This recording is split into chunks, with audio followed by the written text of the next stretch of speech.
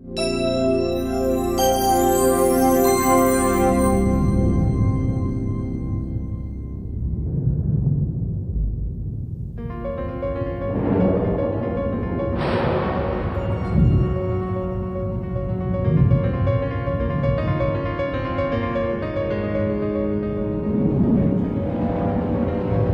the last 100 days, at least 800,000 people were killed in Rwanda in a brutal wave of violence.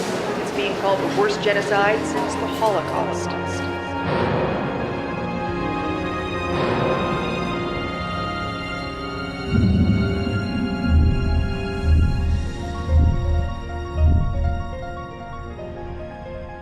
If we had known about Rwanda 2 years in advance of the tremendous massacres that happened and the genocide, what would we have done? And in looking at Sudan, we have a time frame. For the people of Sudan, the largest country on the African continent, these months will end with a referendum for the people of southern Sudan to remain united to the larger Sudan or to declare their own independence. There is that possibility for secession of the South. And therefore, the danger is that either we can have two separate states, independent states, or there could be another return to war.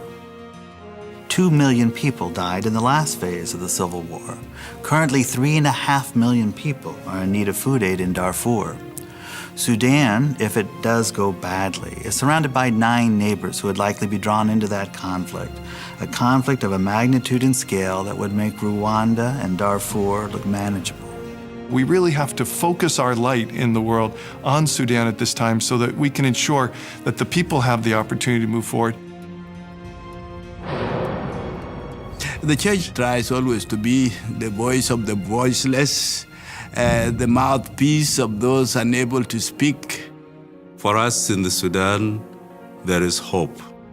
The church has been there and has sought assistance from the international community and from church-based organizations. We have developed a $4 million peace-building program over the next 2 to 3 years that will help build peace within Sudan. It's very difficult to raise money to build peace. It's somewhat of an innocuous term. As John Paul II said, you cannot have development without peace. And at this moment, we are working with the CRS with the project of stopping the war, of preventing it. CRS can't do this alone. The Sudanese can't do this alone. We call upon the goodwill and the intervention of the entire community of good faith and goodwill towards Sudan. Contributions now to emergency preparedness can help with the displacement and the hunger that will come. Contributions now to health and education will help the Sudanese seize these opportunities for peace and freedom as they come. We call upon the American Catholic community to join us in our efforts and the work of our partners in Sudan and around Sudan to pray, to learn, to advocate, and to share their resources for the people of Sudan.